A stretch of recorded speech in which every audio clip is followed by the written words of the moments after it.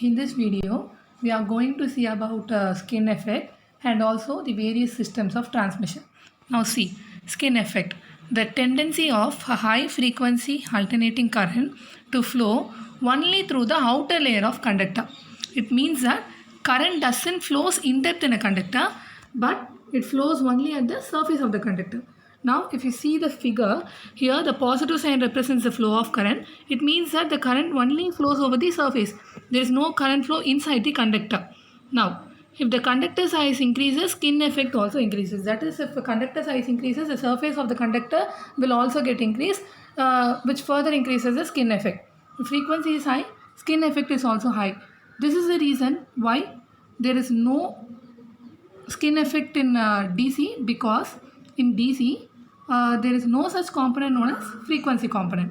We can reduce skin effect by using bundled conductors instead of standard conductors. I already told you about what is transmission and distribution.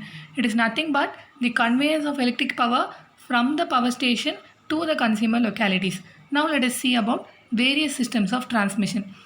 DC system, single phase AC system, two phase AC and three phase AC. In that DC system we have DC 2 wire, DC 2 wire with midpoint earth, DC 3 wire. In single phase AC we have single phase 2 wire, single phase 2 wire with midpoint earth, single phase 3 wire. In two phase AC and three phase AC we have two phase 4 wire, 3 wire, three phase 3 wire and 4 wire. Now we will see how to derive the area and volume of conductor required in a DC system. Guys, here I derived the volume of conductor required for the DC systems. First let us see two-wire DC system with one conductor earth. See, in a two-wire system, one wire is called as positive or outgoing, other wire is known as negative or return wire. Now VM is nothing but maximum voltage across the two wire, P is nothing but the power to be transmitted. நம்மளுக்குலாம் தெரியும் power வந்து voltage into current. So I1 is equal to P by VM. R1 is nothing but resistance across each wire. So R1 is equal to rho L divided by A1. W is the line losses. Line losses usually I square R losses. Here it is 2 wire. So that we multiplied by 2. So 2 I1 square R1.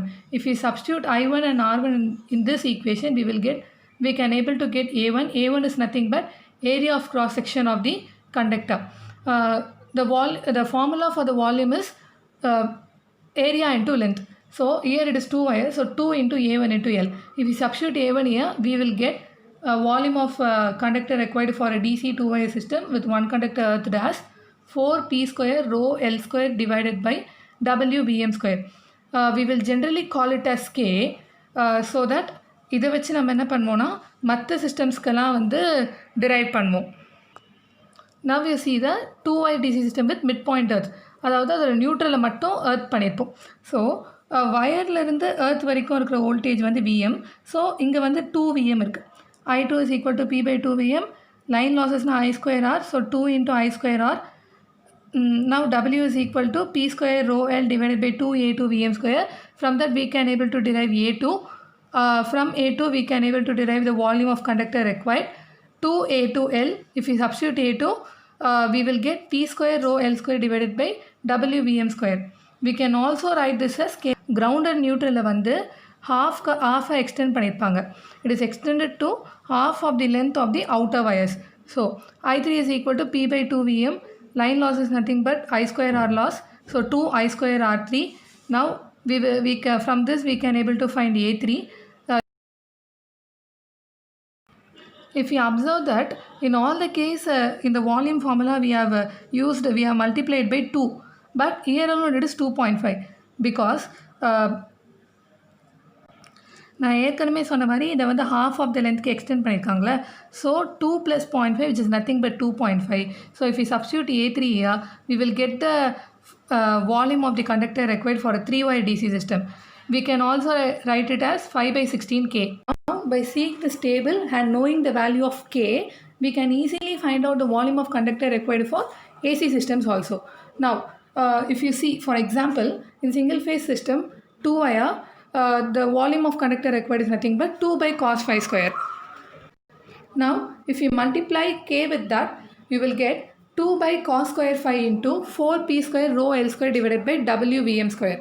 So, if you multiply these both, you will get the volume of conductor required for a single phase 2-wire AC system.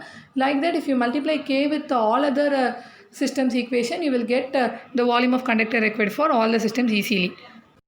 Okay guys, in the next video, we will solve some problems on systems of transmission. Thank you guys.